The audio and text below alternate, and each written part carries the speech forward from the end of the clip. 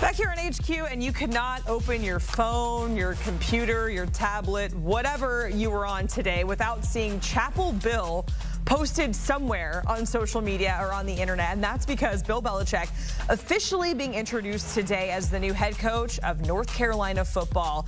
Bill, aka the GOAT, according to many people, has won more Super Bowls than any coach in history. He's now taking over for a program that hasn't had a 10-win season since 2015, hasn't won an ACC title since 1980. It goes on and on. So why take on this job? Here's more from Bill at his presser on why. Why do you want to keep coaching? What's in it for you? You've proven yourself over and over, and your legacy is set. Why keep coaching? Well, beats working. Good. You know, when you love what you do, and my dad told me this, when you love what you do, it's not work. It's really, I love what I do. I love coaching. I love the interaction with the players. I love building a team, working with the assistants, game planning, the game itself. Which, you know, there's some good ones, there's some bad ones, but they're all learning experience, and working with, you know, young kids who, with the energy, enthusiasm to want to be good, to want to be successful. It's, you know, it's great every day to wake up and come into that environment. I'm still doing a double take, seeing the UNC logo and then Bill Belichick with the name tag and head coach. It's going to take some getting used to, Brandon. Marcello joining us here because, of course, this is arguably the biggest hire in the coaching cycle that we've seen so far. Probably will stay that way unless something crazier happens. But, Brandon, we're going to go through the college football coaching carousel and grade some of these hires, of course, starting with the one and only Bill Belichick. We didn't see this coming. He's never coached at the college level. We've all been saying why. He's not going to be able to catch Shula's record coaching at the college level, bringing the Patriot way to the college ranks. So overall, Brandon, with all of that in mind, grade this hire for us. I give it a solid A right now, just because how can you not be excited about getting the GOAT, as you said, and one of the best coaches to ever walk this planet. But I'm hesitant to give it a higher grade at this point because we don't know how he's going to adjust to college football. I got a little concerned when he mentioned during his introductory press conference that he's not going to go pilfer assistant coaches from other teams as they prepare for bowl games, when that's what you have to do to build a staff and recruit in this day and age. You know, we'll see how he adjusts to the college game. We know that he's going to be able to attract players there because of his history and what he can do in developing players. And I think what's really obviously going to help him is just a huge NIL war chest that they've promised him. Reportedly $20 million to go on top of the revenue sharing that's going to start next fall. But again, you got to wonder, if you're a player, yes, I would love to go play for Bill Belichick, but how long is he going to be there? He signed a 5-year contract, but the contract has a $10 million buyout in his first year. But after his first season, it drops all the way down to $1 million. So obviously that was put in there just in case he gets the itch to get back in the NFL. And I think that's kind of what this job is for him, is to get something going this year and then maybe translate that to one more stop in the NFL. Yeah, and it's quite the recruiting pitch for kids at the high school level who ultimately want to get to the NFL. But to your point, Brandon, beyond that, when that buyout drops from $10 million to $1 million, we have to kind of scratch our head and think, hey, how long is he going to be there? Let's go to a reunion of sorts here when talking about this next hire. Scott Frost heading back to UCF. He led the Knights to their 13-0 season in 2017, the national championship season, depending on who you ask. That's why I'm putting that in air quotations, before heading to Nebraska, where we know how that all worked out. But Brandon, I was telling you a little bit earlier, my mom went to UCF, my brother went to UCF, so I'm very locked into the fan base, and they seem very excited on the surface level. How excited are you? Is this an A, a B, a C? Where are you at on the grading here? I'm hesitant to give him a high grade. In fact, I've got him as C- right now because of what happened at Nebraska. Obviously, the season in 2017 UCF was magical when Scott Frost was there, but he was only there for 2 years as the head coach. So you got to wonder what his longevity is as far as building a program. Was that all him? I think that's still to be discussed, obviously, only being there 2 years. And then what happened in Nebraska, where he kept falling flat on his face and ended up getting fired after not being able to record a single winning season. And not to mention all of the one-possession losses, which goes into hand-to-hand with, is he a good coach? Is he a good game day coach? There's still a lot out there to be asked about him, because despite that one magical year in 2017, every other year has been an absolute failure. practically for him, a losing season. So I understand why UCF fans are excited. They're going back to the past, to yesteryear. They're rekindling that nostalgia from 7 years ago. But I'm cautious right now just because of what he did in Nebraska. Redemption stories are everything in college sports. That's why we love sports. I hope he succeeds, but right now I've got my doubts. Yeah, he's certainly playing into that nostalgia with hiring Mackenzie Mullen as the quarterbacks coach there as well. So they're very amped about that. But ultimately, Brandon giving the Scott Frost hire a C-. Speaking of returning back to a familiar place, I was going to say familiar face in a familiar place, Rich Rod going back home to West Virginia after a 17-year hiatus. How do you grade the reunion here with West Virginia and Rich Rod? Country roads take me home. Rich Rod, I give an A- this hire because we talk about redemption stories. He is one. You know, he left West Virginia in a messy exit way back and went to Michigan. That didn't work out. Went to Arizona, had mixed success with some failures, got fired there. Then he goes to Jacksonville State, a program that was transitioning from the FCS level to FBS and then to Conference USA. And then in 3 years, he goes off and wins a conference title. He's proven himself over the years, but to be able to do it on all these levels is impressive. And I think going back with him re-energized and recharged at West Virginia, it's a good fit. How it fits in this day and age with the transfer portal, NIL, and everything, that remains to be seen as well, because he didn't really have to deal with that Arizona before the portal really became a thing. And at Jacksonville State, it was on a very much smaller scale. But listen, this guy won 4 Big East titles at West Virginia. He got them up to a #1 ranking and 1 game away, really, from playing for a national championship back in 2007 before losing their regular season finale. So West Virginia fans should be excited. We'll see how it all works out. But, you know, it's good to go back home again. And I think Rich Rod is just a perfect fit. All right, let's talk about Barry Odom. He is the new coach at Purdue, of course, giving UNLV a sort of success that the program has never seen. Back-to-back appearances in the Mountain West Championship game. How do you rate this hire, and where are you at on it, Brandon? Well, I thought Barry Odom was a pretty good coach at Mizzou previously, as well as the head coach there, has dealt with some weird circumstances for him. And then he went to UNLV after a couple of years as defensive coordinator in the SEC and turned that thing around, gave them unprecedented success, getting to those back-to-back Mountain West titles, being able to use the transfer portal, by the way, to build his roster at every spot on the field and do so quickly. He also was going outside the box and hiring some young up-and-comers at defensive coordinator and offensive coordinator with that go-go offense by Brennan Marion, and it took the Mountain West by storm. Purdue is arguably the worst job in the power conference system, but he's a great coach. It'll be interesting to see what kind of players he can attract in the transfer portal. But this is something that I give a grade A because I know Barry Odom's a good coach. We've seen it before, and he can attract talent. He can find guys that don't necessarily fit other systems that he can make work for him. He did it at UNLV, and I think to a certain extent he'll be able to do that at Purdue too. Handing out a lot of A's in this stretch when we're talking about here. So let's see if it continues when we're talking about Odom's replacement in Dan Mullen. So Dan Mullen, of course, last coached at Florida from 2018 to 2021, 34-15 during his time there, 2-1 in New Year's Six Bowls, excuse me. And there was a lot of, I guess, concern rather about his recruiting, and that had a large deal with his exiting there at Florida. However, in this day and age in college football, Brandon, it's very different. We have NIL and all of that. So what is your grade for Dan Mullen, considering the NIL and the landscape of college football right now with Dan Mullen being a head coach in the college ranks?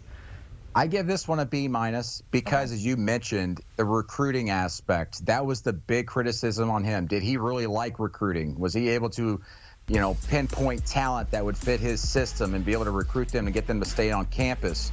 That gives me some hesitation. He's been out of the sport for a couple of years, obviously, but this is a guy who I covered personally at Mississippi State as a beat reporter, and he's, I dare say, a practical genius as an offensive play caller, and really did a great job in identifying talent that was under the radar. I mean, remember Dak Prescott was just a 3-star guy outside of Baton Rouge, Louisiana, and he swooped in there under LSU's nose and got him. He's a great evaluator, but it's just how much does he love the recruiting game? The good thing is, though, is that sources tell me there at UNLV that they are going to have a large NIL package for him to use on players, multi-million dollars there. And then also they're going to participate in revenue sharing, which, by the way, starts July 1st, but the non-power conference schools don't have to take part in it, but UNLV is going to a lesser extent, not the $20 million, but to a lesser extent. So that puts UNLV at an advantage over a lot of programs in the Mountain West. So when you're talking about contextually here, it's a possibility here that UNLV can keep this going, keep these 8, 9, 10-win seasons going.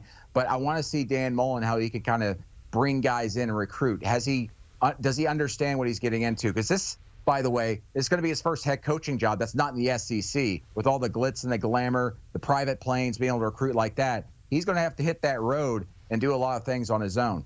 And before Florida took down LSU and Ole Miss this season, and Billy Napier's seat was really, really hot, a lot of Gator fans were saying, hey, let's bring Dan Mullen back. But of course, that would never happen. I feel like he was having too much fun watching the meltdown from the broadcast chair.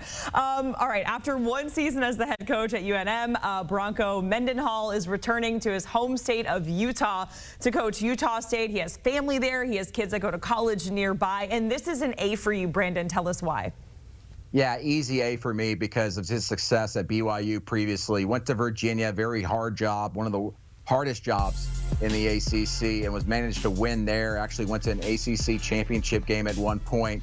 And then he got kind of tired of coaching and the way the game was changing. Got out of coaching, went to New Mexico, and just had a really great first year. Now he's back in his home state. I love the fit. It fits for a lot of reasons. One, he's very familiar with the state of Utah, as he mentioned, going back home. And he's just a great coach, a great evaluator of talent. We saw him with getting Devin Dampier, the quarterback there at New Mexico, that really fit the system, and they did very well, exceeded a lot of expectations there.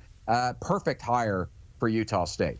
Okay, we're going to keep it in the Mountain West, talking about Matt Entz, who is going to be coaching at Fresno State. He has 2 national championships at the FCS level. So ultimately, do you think his experience and his skill set is going to translate well at the FBS level? Yes, especially with having a year in big-time football, right? He went to USC as a linebackers coach, leaving his head coaching job at North Dakota State, where you mentioned he won national titles. And here's the thing. We've seen these quote-unquote smaller schools, FCS programs with championship-winning coaches, have success in major college football. Lance Leipold at Kansas, for example. Even Kalen DeBoer, to a lesser extent, going from Sioux Falls all the way through college football ranks and now be at Alabama. If you can win, that translates on all levels. And I think this is a fantastic hire, about as good as you can get at a program like Fresno State. So I give this a solid A. All right, Brandon, giving us the college football coaching carousel grades. Hang tight, because we have a whole lot of more grades coming your way, of course, because we have to talk about the American Conference, because that is going to look a whole lot different. A handful of teams in that conference have new head coaches this season. Charlotte, FAU, Temple, to name a few. We're going to grade those hires with Brandon. That's coming up on the other side right here on HQ. Back here on HQ, college football coaching carousel grades, more coming your way. And this time we have the AAC edition, because there's a lot of new head coaches in this conference. 6 teams alone with a brand new head coach: Charlotte, FAU, Temple, East Carolina, although for that one it is a familiar face that is being promoted to head coach. And then we have Rice and Tulsa, all in the same grouping there. These American Athletic Conference teams will have a new head coach for the upcoming football season. So let's grade these hires in the AAC with Brandon Marcello, and we are kicking it off with Tim Albin heading to Charlotte. And Brandon, in your article that you have over on CBSSports.com talking about these hires, you said this might be the best hire of the carousel season. So tell us why, and I'm guessing that the grade is very, very high with that statement being said. I love this hire. I mean, how often can you go get a championship-winning coach and go to a program like Charlotte, which has been notoriously kind of shorthanded when it comes to money and benefits and all that stuff? An incredible hire. I give this a very solid A. I almost gave it an A+, but I don't know if I can go with perfect grades this year. Tim just wins, man. He did it at Ohio every single year, even in years where we're expecting them to have down years. He manages to find ways to win. In rematches, he usually gets the better of opponents in the MAC, and that was fantastic. We saw it this year as well, going into their championship game. I love this hire. He just wins every single year. Charlotte hit a home run with this one. And on September 6th of 2025, he is going to face UNC and Bill Belichick. So that'll be a tough task in terms of coach to coach there right off the bat for Tim Albin. Let's go to FAU because once upon a time, Brandon, this job was linked to Ray Lewis. Ultimately, we know that did not come to fruition. It is Zach Kittley, former OC at Texas Tech, who is leaving Lubbock to be the new head coach at FAU. This is also an A for you. Tell us why. Yeah, this guy's just a record-breaking offensive coordinator, a bright mind, kind of got his start in Western Kentucky, then went to Texas Tech where he's broken school records there, and we know how tough that's able to do there because of who was a previous coach there, Mike Leach, that air raid offense. So you're able to break records there. That's a fantastic resume builder. Young coach, fiery, ready to get to work. Someone who takes over a really talent-rich program potentially there in South Florida. As you know, a lot of great recruits just within driving distance. This is a fantastic hire. I give this one as well an A because of the potential there. There's a higher ceiling now for FAU than they've had in quite some time, probably since Lane Kiffin. Okay, wow. We have 2 A's so far there. Let's see if we can keep it going. Casey Keeler, going from Sam Houston, going to be the next head coach over at Temple. And once upon a time, he coached at Delaware for over a decade. He has ties to Pennsylvania. So give us the grade for this one, Brandon.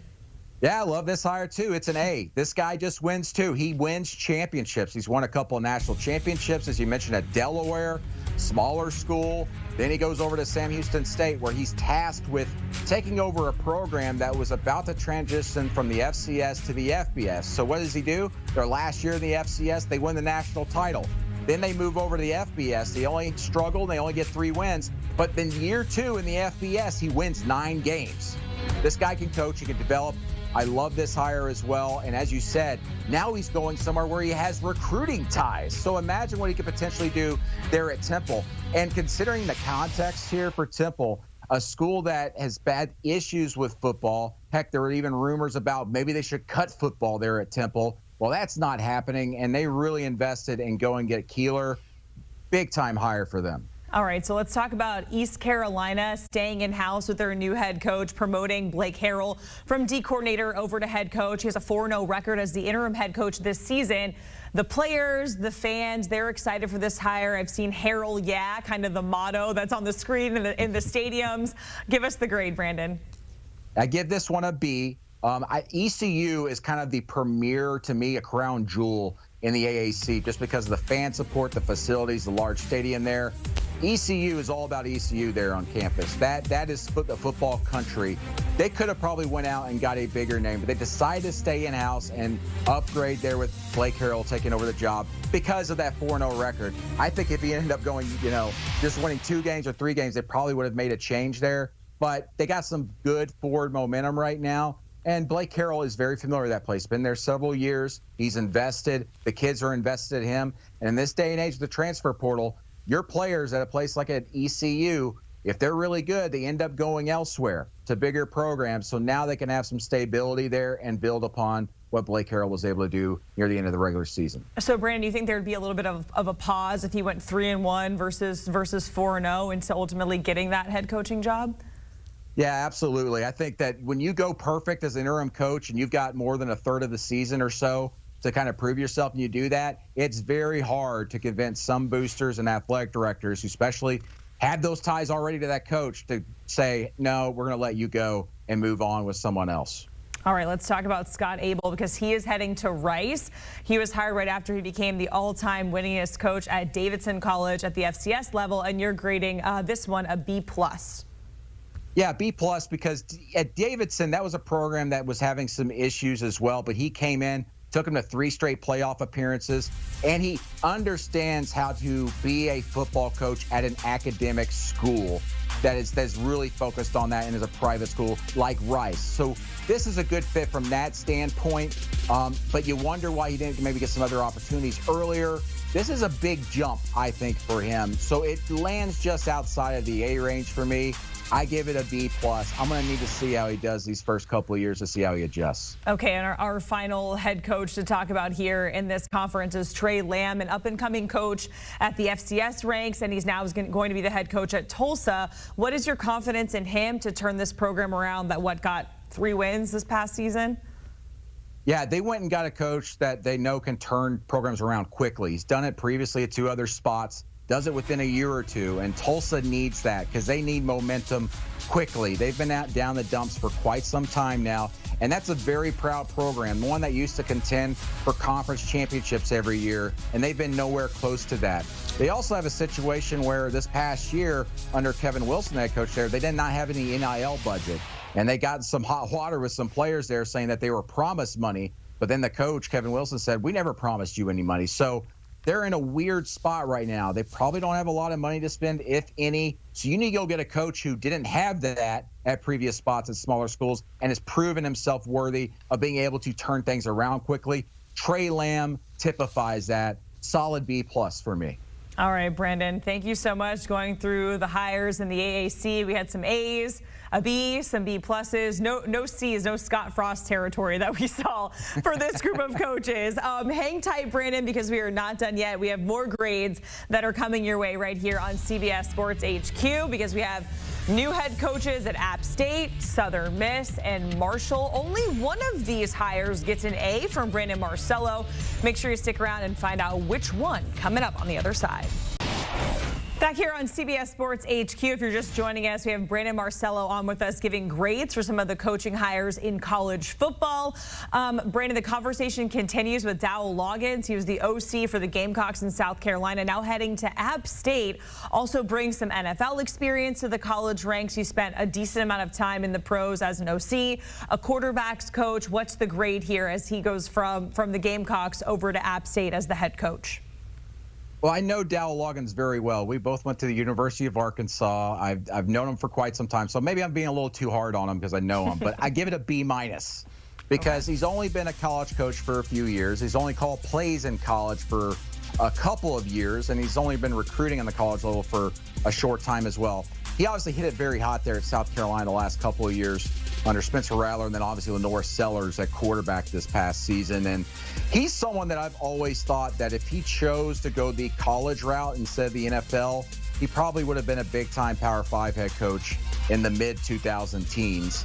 Instead, he went to the NFL, and I think he was put in some bad situations with some bad personnel as an offensive coordinator and tried to make the best of it, and could have been much more successful if he was given better spots. But I want to see how he can do leading up programs. This is his first time as a head coach. He's only been in college game for a few years, as I said. I think he's still adjusting to that. But this has a very high ceiling for App State. We know the history there, the support there. This is a fantastic group of 5 job. Dowell just needs to build a really good staff around him. Brandon, Dowell's going to be texting you like, hey, what the heck, man? Giving me a B-? Come on. But hey, there's plenty of football to be played. Hey, to change it what around. do you call a doctor? Hey, what do you call a doctor that made B- in school?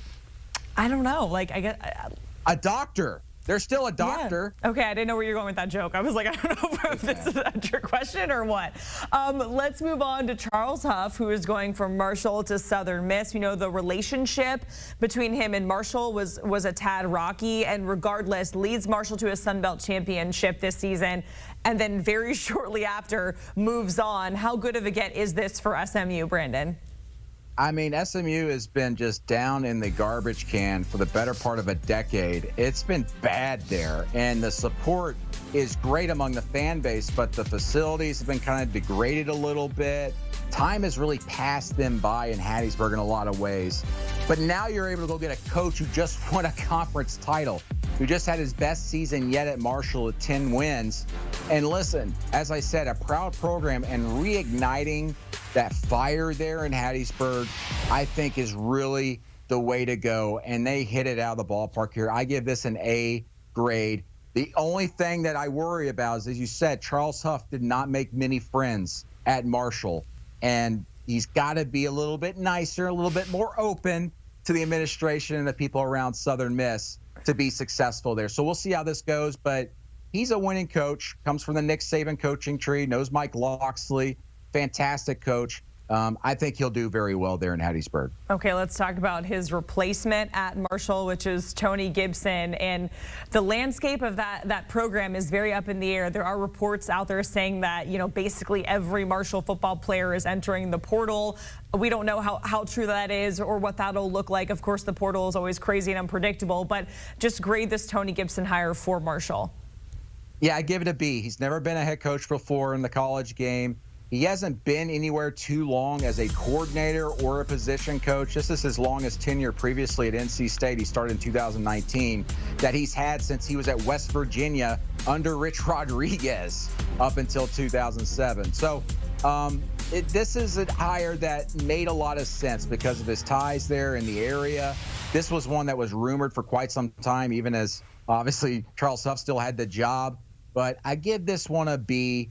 He's very well respected in the industry. Not a bad word is said about him, but he just doesn't have that head coaching experience in running a program. Plus, he's probably running into a bad situation there, as you said, where a lot of the Marshall players might be entering the portal, and that makes it very tough for a new coach, let alone one that doesn't got any head coaching experience. And you got to attract talent to a Group of 5 school yourself through the portal. Yeah, that's a challenging situation to be in for any head coach, but that's the landscape of college football in the portal. Brandon, we certainly appreciate it going through the coaching carousel and giving us grades. We still have some UCF grads in the control room that are reeling over the C- Scott Frost grade. But hey, prove us wrong, Scott Frost. Prove us wrong.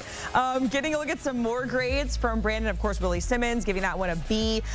Jerry Mack to Kennesaw State, that is a B-. And just a reminder, you can find the full article from Brandon Marcello.